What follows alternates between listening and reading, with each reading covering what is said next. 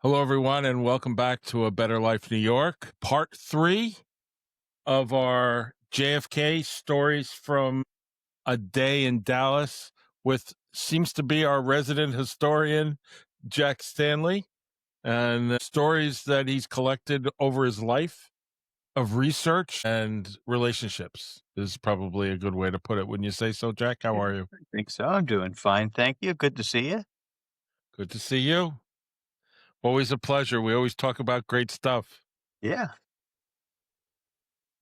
Well, People are always like, "How do you know that much, Steve?" I said, "I don't know anything. I sit there and go yes, and I add a little color, and Jack knows it all. I'm well, poor dumb kid from New Jersey. That's my story, and it's I'm not sticking true to at it." all. It's not true at all. So anyway, where would you like to start? I mean, we got Well, a great response and some nice comments about our first 2 episodes from 1 and 2. And if okay, you haven't seen them, please go back to watch them, like, subscribe so you get all our notices. You will see that it's available not only on video and YouTube, but also on all audio versions are all available on all our major streaming services, Apple, Spotify, everyone. So please, Better Life New York, that and some of our other conversations are all available there. Abraham Lincoln, which is a great a 2-part episode, and I still get people reaching out to me about those episodes. People that maybe haven't listened to us before, Jack, mhm. and they heard a little bit of JFK, and then they went back and are now listening for the first time our conversations about Lincoln. I guess they find us interesting. I don't know.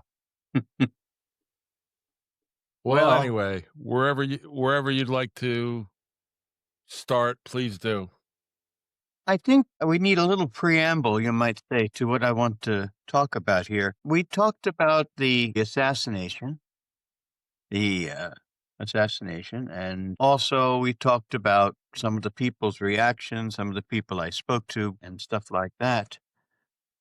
But perhaps the most bizarre part of this entire episode is the autopsy.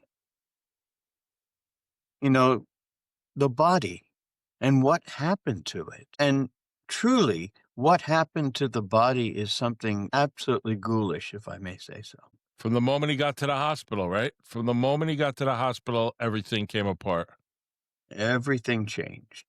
Of course, at the hospital in Dallas, of course, at Parkland, they observed right away that there was a massive exit wound in the back of the skull. Hmm. And of course, there was an entrance wound right here. They didn't know about the back one, they never turned him over. I mean, they didn't really bother. I mean, he had passed away before they did anything. They just basically prepared him to be taken away. But once they left Parkland, everything went bonkers. First off, the casket that came from a funeral home was this bronze casket, very, very ornate bronze casket. And he was wrapped in a sheet and a sheet around his head and placed inside that casket. That casket was put onto an ambulance that went to Love Field and was loaded onto Air Force One. And just to stop you there, the little blip of that is when they prepared the body, the coroner came in and tried to take control of the body, and the Secret Service hands on guns, as they say, Mhm. said, "Get out of our way. We're taking the body," pretty much. Yeah, that was a big So, mess, yes. Well, Texas law said when a crime takes place in Texas, right, they need to do an autopsy there, and that's the last thing they wanted was an correct. autopsy there, And and just for one other several bit point reasons. is the one other bit to that is, and I guess I've been a lawyer the last couple of days because it's the second time I mentioned things like this. And that is the federal law that makes it illegal to kill a president of the United States makes it a federal crime, had not been Yeah, created yet. didn't It was exist. created after JFK was assassinated. Of course, we had 3 So, presidential assassinations before that, and nothing happened. In right. fact, Well, we really didn't get the Secret Service until McKinley was assassinated. Uh, right. and Lincoln had. yeah, Go ahead. and the thing is that after all of the commotion at Parkland, and those doctors, I mean, they went through the hinges of hell. I mean, because what they saw, they eventually were told they didn't see. And if they wanted their careers to go on, they didn't see anything. Very important stuff. Finally, they get to Air Force One. They can't get the casket into the plane because it's too fancy and too wide. So they have to break the handles off on the side of it to squeeze it in, and also cut part of the inner bulkhead of Air Force One to fit it in a spot in the back. Now, here's where it really gets bizarre. They fly back after LBJ is inaugurated and made president, with Jacqueline in her bloody outfit standing next to him, which was rather macabre in the first place, but he wanted her there. By the time they reach Washington, D.C., a lot of things happened. First off, they sent an ambulance, and it was a cardiac ambulance because there was a rumor that LBJ had a heart attack. And that's what they put the casket into. It wasn't designed for that, but they got it in there. And then everybody Wow. just packed themselves into the cardiac ambulance. I never heard that they thought LBJ had a heart attack, that there was a rumor. I never heard Well, that. he had had several heart attacks before, and eventually he would die of a heart attack, actually. But the thing is that then they take the long trek to Bethesda Naval Hospital. That's where they decided they were going to take care of everything. This happens, and while this is all taking place, something very, very bizarre happens at Bethesda. A helicopter arrives, and a shipping casket is brought into Bethesda. And the people there said, "Do we know who this is?" And Boswell, one of the doctors, says, "Yes, the president's in there." They opened it up, and his body is in a body bag. Totally different than how things were when he left the hospital. However, the head is wrapped, but it's in a body bag, and it's taken out of the shipping casket. And then Dr. Humes, who is going to be in charge of the autopsy, shoos everyone away, and he spends a bit of time with the body himself and makes the alterations that need to be made. In fact, he is seen by a few people doing things, and he gets very upset when he sees them and tells them to get out. Once this takes place, eventually the cardiac ambulance arrives at Bethesda, but it sits in the front after dropping everybody off. And here's the odd part. It sits there for like 10, 15 minutes till finally someone tells them where to go. And then the casket is brought to the loading dock of where the morgue is. And everyone's a little confused because they already got a casket. Now they got a second casket. But this casket is empty. Then that casket is brought to a different part of the morgue. And then after the work is done by Humes and Boswell, before any notes are taken on an autopsy, suddenly the bronze casket arrives again with Kennedy in it. At this point, there are people all set up to see the autopsy. And this is when the notes start. Everything that was done previous was not marked down, was not introduced into the record. Very important. And it leads to tremendous confusion for half a century. Because there's lots of people that work there said he came in a shipping casket. And the other people say, oh, no, it was a bronze casket. Well, they were both correct. So it's really quite fascinating. And this is before anything truly starts. And then the autopsy takes place. And what Humes had done previously, he had adulterated the body to a degree to remove a bullet hole here, cut into the head here, and he in saw the it front open the top. lobe. Yeah, he saw it open the top part of the head. Now, the thing is that once they start the autopsy, the first thing he does is go to the head, unwrap things, and the brain practically falls out into his hands. And he says, this has been cut before. Well, he's the one that cut it. But he didn't dare say that. Fascinating stuff that goes on here. And the body, of course, then they do the Y cut across the chest and pull out the various organs and weigh them and stuff like that. Right. So just let me stop you for a minute there. So Sure. what is your thoughts behind the body comes in a metal casket, but arrives in a shipping casket on a helicopter? So somehow it gets from the plane, and there are, a matter of fact, I think that's the photo that will lead into our podcast with Bobby and everyone on the plane taking the casket off the plane. And my Right. recollection is it is not a brass casket in that picture. It's a bronze casket. It's a bronze casket. Bronze, I mean. Yeah, it's a very ornate. It was called an ornate bronze casket. Really?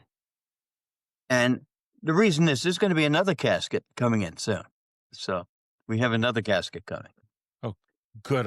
No shortage of caskets. This is really bizarre. I mean, the things that happened. So the autopsy is Right. done. And they announce everything that deals with the autopsy, and everything that they talk about in the autopsy deals with a attack from the rear. They don't even mention the fact that there's a defect in the back of the head. They say it's the side of the head from being shot in the back, and then it blows out in the top. The interesting thing is that once this is all done, once this is all prepared, which seems to have been done under the control of an awful lot of people telling the doctors what they could do, what they couldn't do, and what they had to do. Right. And the other thing is that the two fellows doing the autopsy were not at all versed in gunshot wounds. I mean, everything about this says there's something wrong here. Now, the interesting thing also is this. There was a fellow then who was given the body after the autopsy. His name was Tom Robinson. He was going to embalm the body.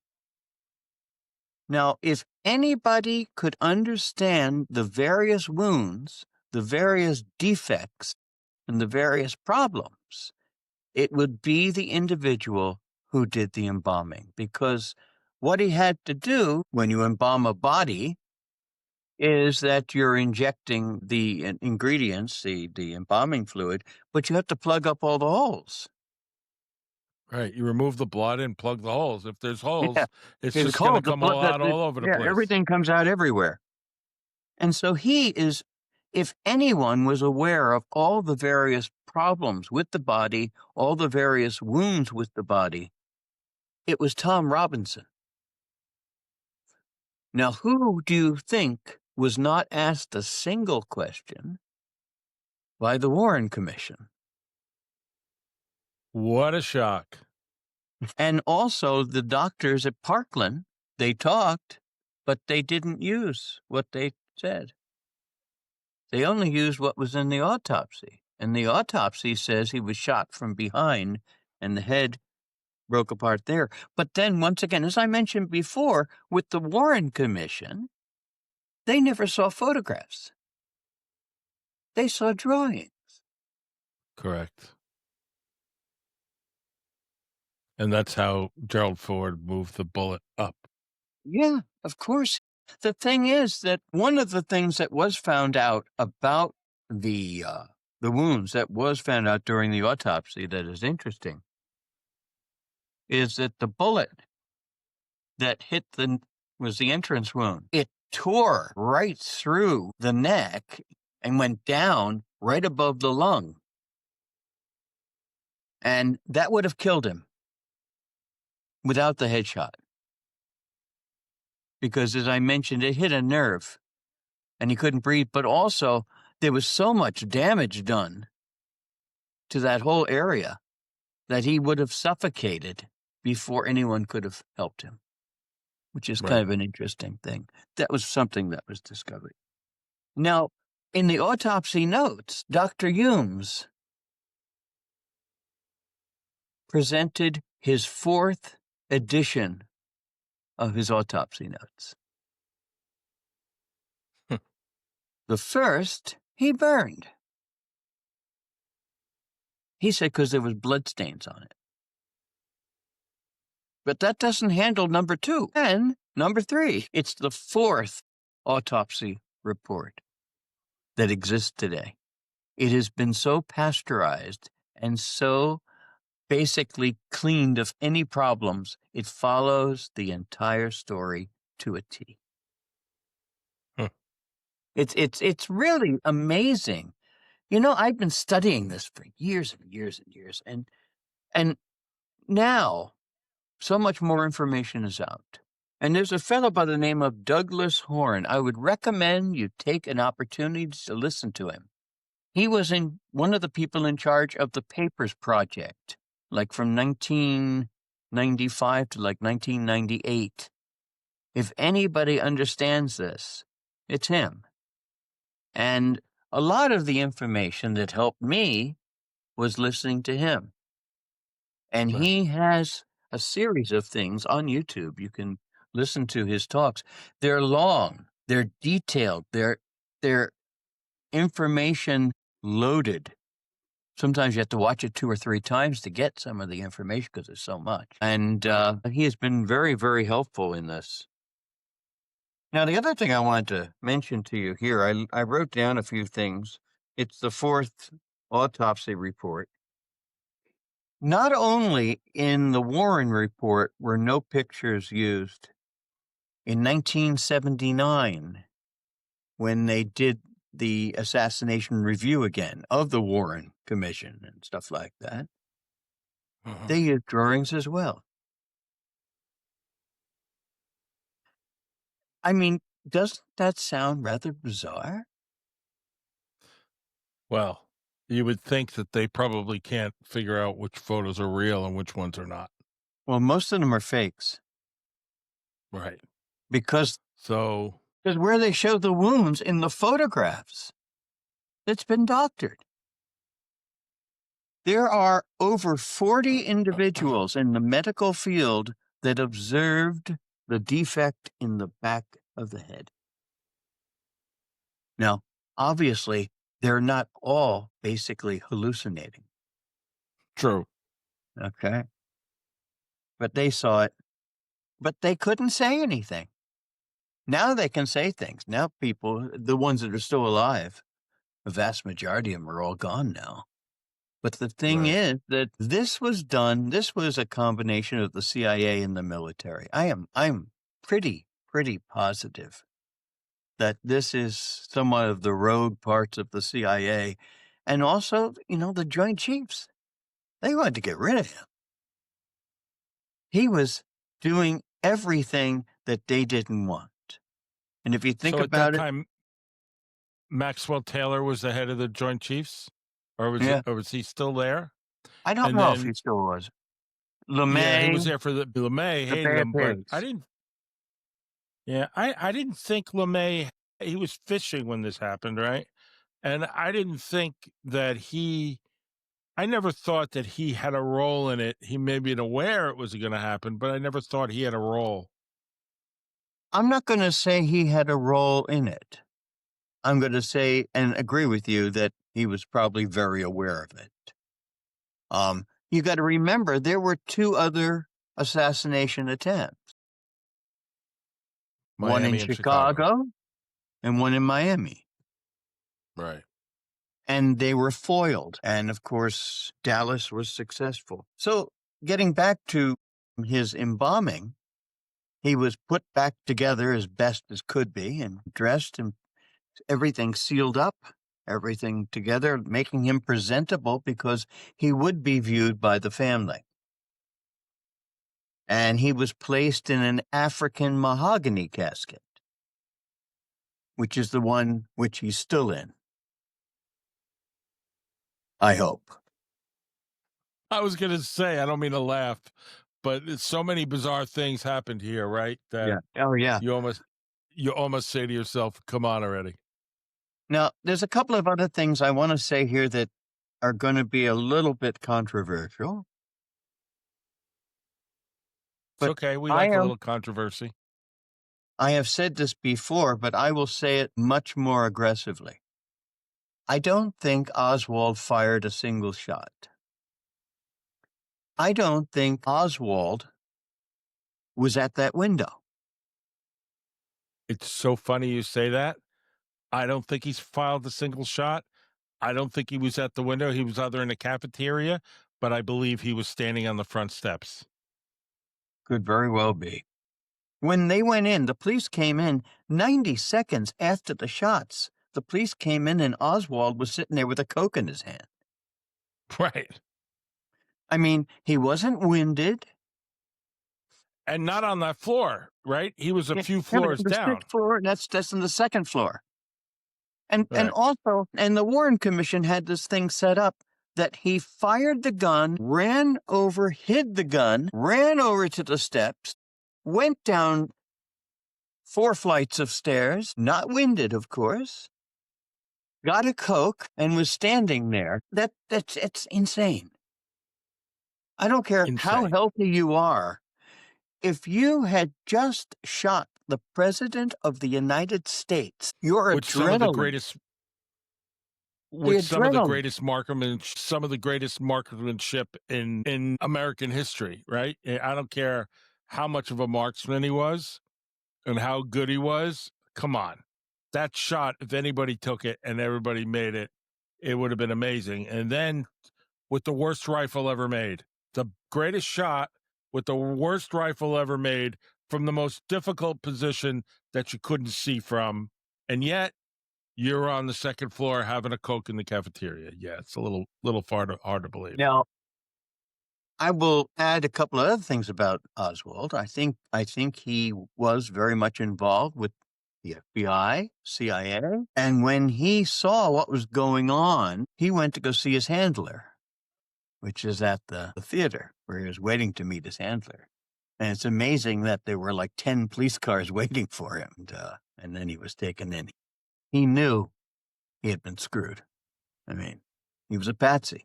I mean, there were people that saw him there and said that he looked a little jumpy and he was looking around like he was waiting for someone.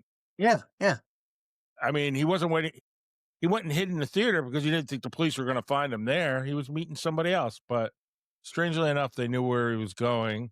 And They strangely knew enough, everything. Yeah. They knew they knew everything everything. about him. And the other thing is that they tie the gun to Oswald because they said there's a picture of him posing with it. The picture that he's posing with, that gun, it's not the same gun. The straps are different. Yeah, one's on the side and one's on the Yeah. back. Yeah, it's not the same gun. I think as time goes by, the United States needs to offer an apology to Oswald. Now, he might have known some things, but he didn't kill the president. And I think he deserves a pardon from that. And Well, he maybe was in the never future he convicted. will. But you know something? I think it's so ingrained in people's minds because to this very day, the Warren Commission is still the narrative of the assassination. Think about that. The True. magic bullet. The stupid idea that the bullet went through his neck in the back, went out through the front, broke bones, smashed this, smashed that, and came out not perfect, but all you have to do is hit one bone with a gun with a bullet. That bullet's going to show a lot of defects. It's so ridiculous. And of course, it was invented to solve the situation because there were only 3 shots. Because there was only 3 Right. casings up there, which were very carefully put out so people would find them. It's really rather incredible. And you know something? I saw an interview with the mortician that took care of Oswald for his funeral. And he said it was a very interesting thing. He said members of government people, he didn't know what they were. They said they wanted to see the body. And, well, the thing is, no one seems to know why, but the mortician said, "We know why. They took the fingerprints from Oswald and put him onto the gun because he had such a hard time," he said, "trying to get all the ink off of the corpse's hands. Everything was all touched up and fiddled with." See, it's really sad to actually think that this happened. You know, I mean, we have this wonderful sanitized version that this lone nut on the 6th floor fired 3 shots, 2 of them hit, killed the president. He got captured, and then he's conveniently killed. Therefore, there doesn't need to be a trial because, well, and they don't have any arguments either because everything's set. So I just want to just talk about this lone assassin thing. You wonder how much damage it did to the crazies of the future because there became this belief that this lone gunman could change the world. Yeah. And what that led to other people believing that they could be a lone assassin and could change the world because Oswald did it. Yeah. And he's a whole part of a musical called The Assassins. Yeah. You know, the thing is that it is my belief that Lee Harvey Oswald never shot Kennedy. Uh, that he was a convenient patsy and it was preset. And I think it would be the same in Chicago and the same in Miami, that there would be another Oswald type that would conveniently be killed. And in each case, that solves everything because then the Warren Commission could just say what it wants because who's to know? And I can remember when this all started, when it came out, we all believed it. You know, why not? Why would they lie to us? But slowly, people like Mark Lane, he said, this is nonsense. It doesn't make any sense. And other researchers and countless researchers. And then the movie came out, in which I talked to Gerald Ford about. You know, and he said it's a great movie, but it's not based on fact. Well, there's more fact in that movie than there is in the Warren Commission report. You didn't say that to him, did you? No. That's funny, but it's amazing. I always found it amazing the magic bullet theory. I Oh, yeah. always found it amazing. And I mean, why did they need to go that far? I mean, Because nobody was really. nobody was really,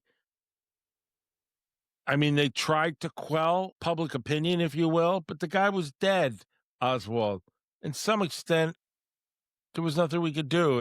Maybe it's LBJ's paranoia, but I don't know. The thing is that they had to come up with 3 shots because Yeah. that's the way it was reported. So they were stuck there. And then they Walter, discovered that one of the shots totally missed.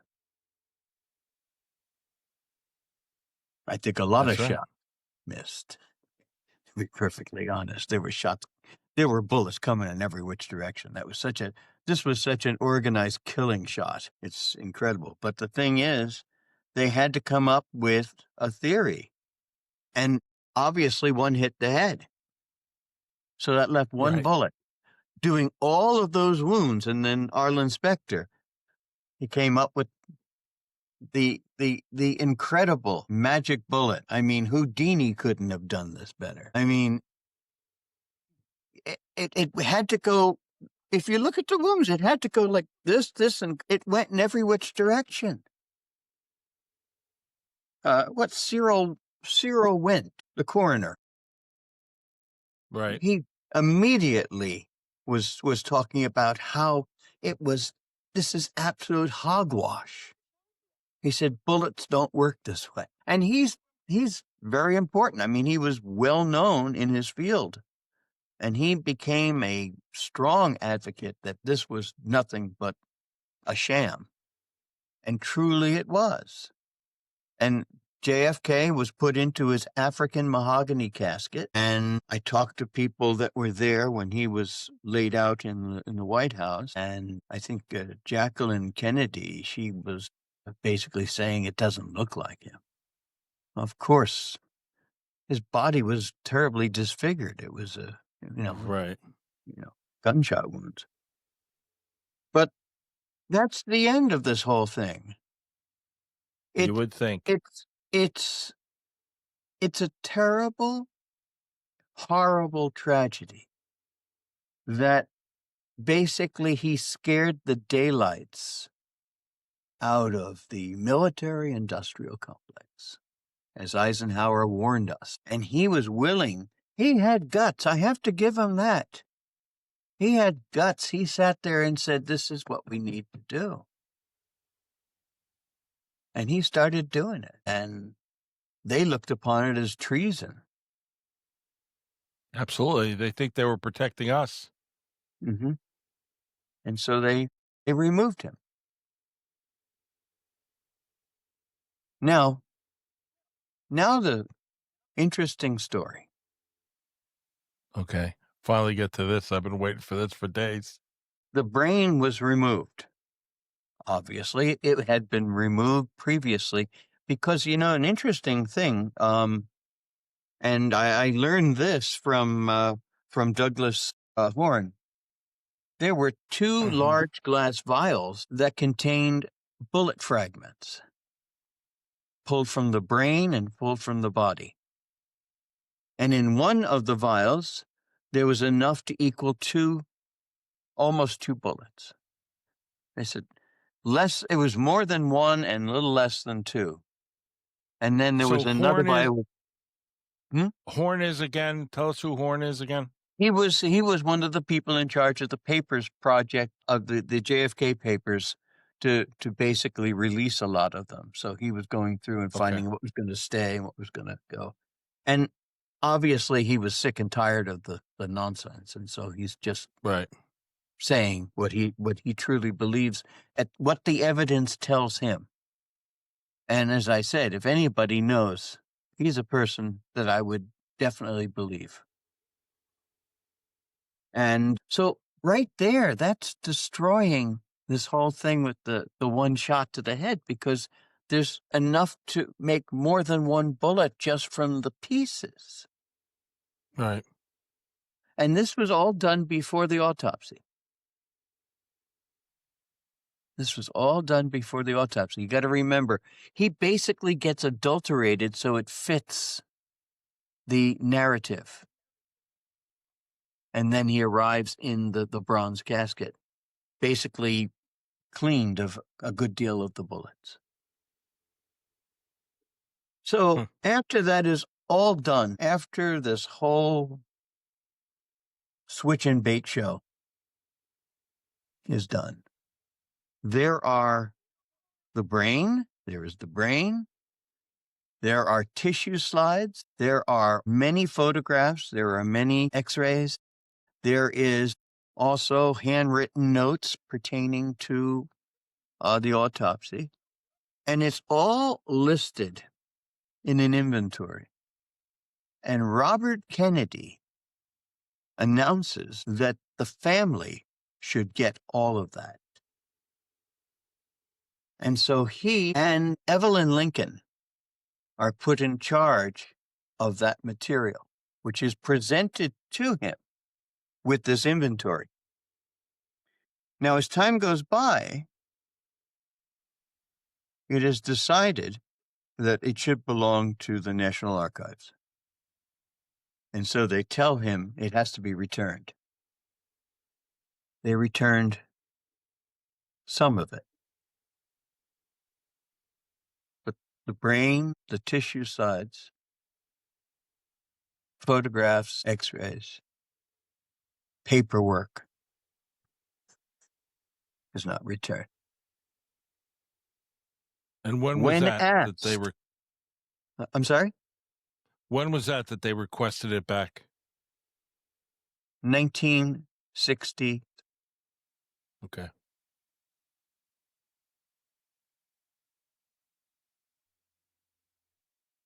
Robert Kennedy announces, I'm returning this. He said, the rest of it I have made unavailable. Now, what happens in 1965 is the Rosetta Stone to this whole thing. Robert Kennedy announces to the National Archives that bronze casket that Kennedy was in, was out, and was back in again was being held by the National Archives. And Robert Kennedy said this should be removed because it'll become a morbid curiosity. And he gets permission to take it, have it hold, taken out to the North Atlantic, and dropped. My theory? The brain, the tissue slides, all of the material that gives any evidence to the body and any evidence to the various drugs JFK is on are gone. They're in the casket. Huh. It makes sense, and that was my feeling, and I've said this for years, because Robert Kennedy always cleaned up after his brother. That is true. And I think that this is his final job.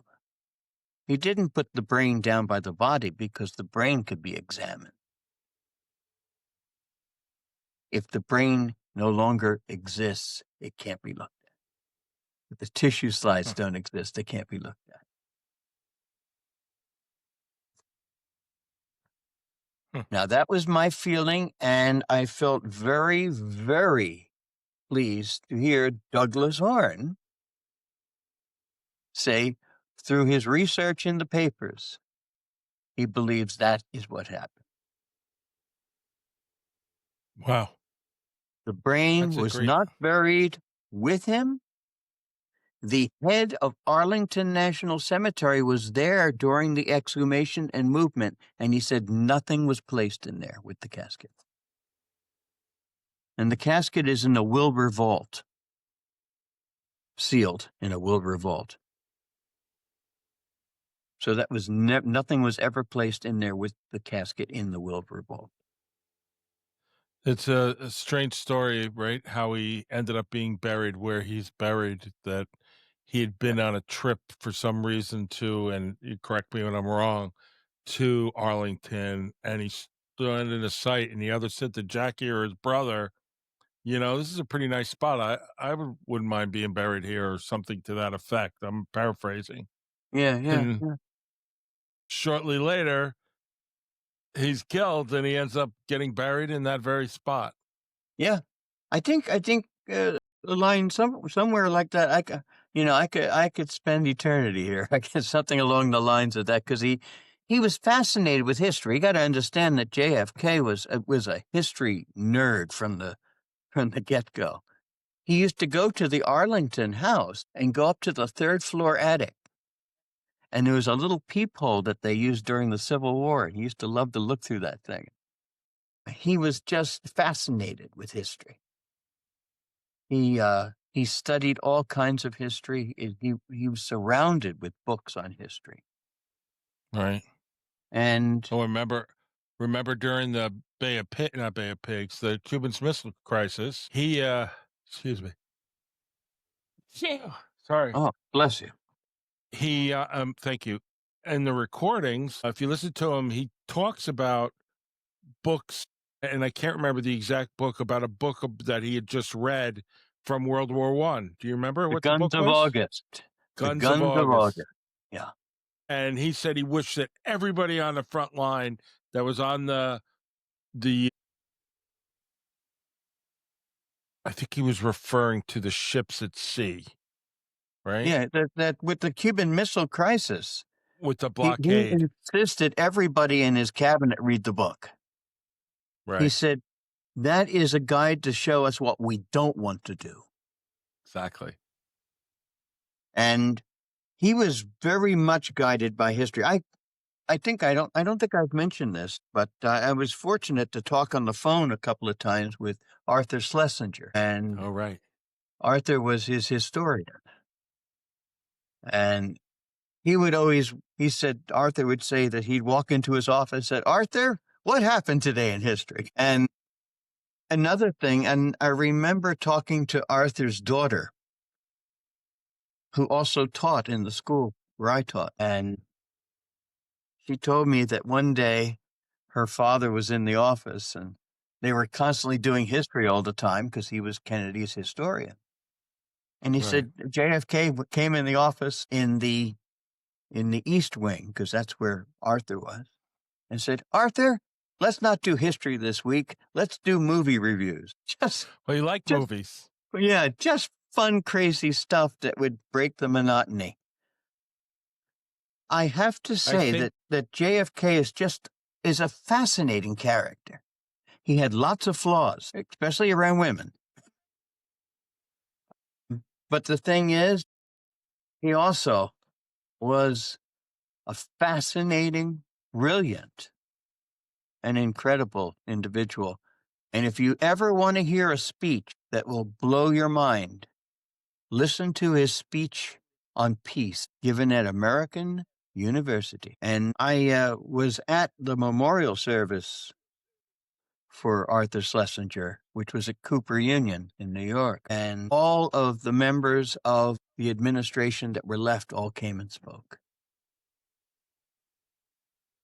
And of course, they talked about what it was like, you know, and it was the last gathering of Camelot, I may say, basically. And it was a fascinating thing for me to observe and to watch. And it was mind-boggling just to hear the various things that he would talk about and do and stuff like that. And of course, Arthur was a very important part of that whole thing. And he eventually wrote a great deal about JFK. right. And of course, Well, cleaned him up a little bit too. That's I'm what he sure he needed. did. At JFK, you would say that at his worst, it was the worst, but at his best, he always was the best.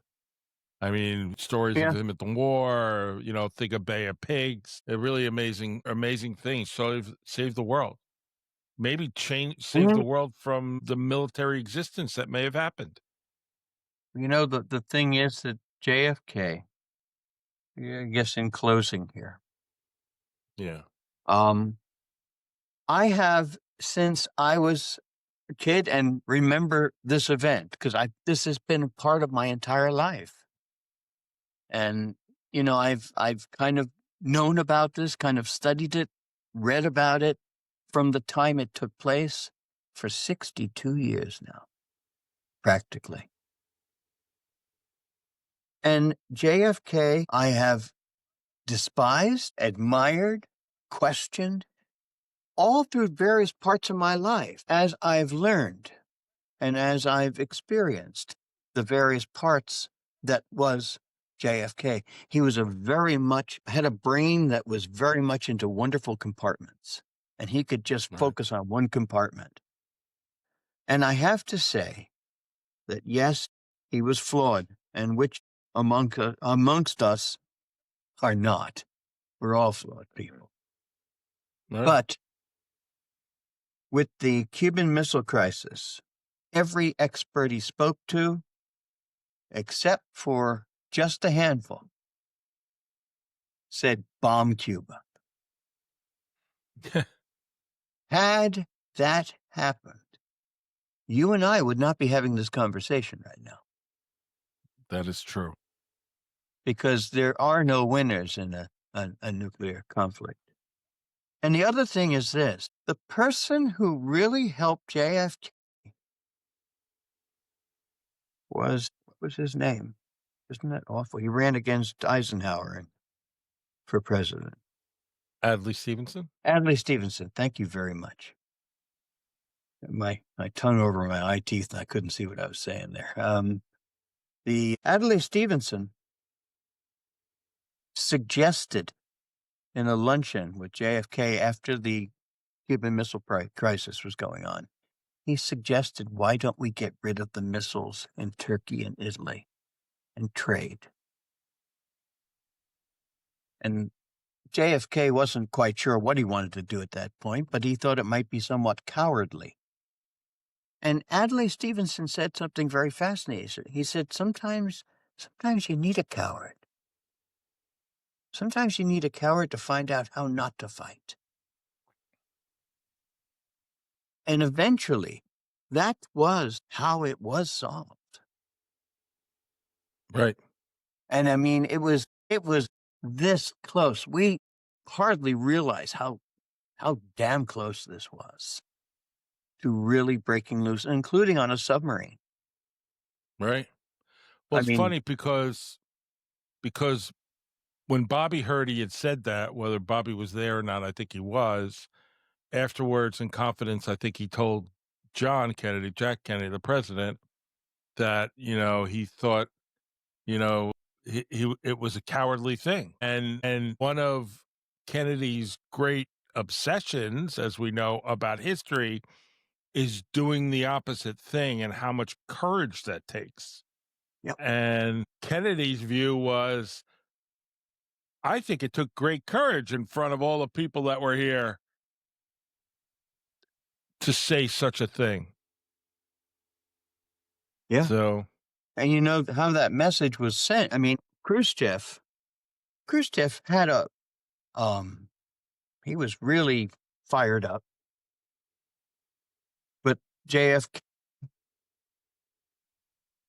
and sent his brother over to talk to the Russian ambassador. And Robert Kennedy, he was nearly in tears. He said, I don't know how much longer we can hold out before we might be taken over, that it might be a military coup. And the same thing was going on in Russia, in the USSR. absolutely. And so these two leaders, Khrushchev and Kennedy, both had their wits scared out of them, seeing how far this thing went and how easy it was to raise the bar to such a spot where you couldn't stop it. Hmm. And that led the two of them to start a dialogue. And then when JFK did the peace speech at American University, where he said that we all inhabit this small planet and we all breathe the same air and we all wish the best for our children. And he gave a talk and he said how hard it was for the Soviet Union during World War II, how they lost Right. so much. And he said, we don't think of that, and we have to understand that they are human too. They are like us.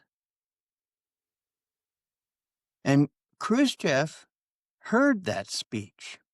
And Right. he said that was the greatest speech I've ever heard since FDR, and had it printed in Pravda. I mean, think of that. Yeah. And so And those that's two totally changed things. And shortly after the peace speech, they signed the nuclear bill where they cut back on their weapons and testing. And it was a start. And then, of course, Kennedy is gone, and Khrushchev not well, long after.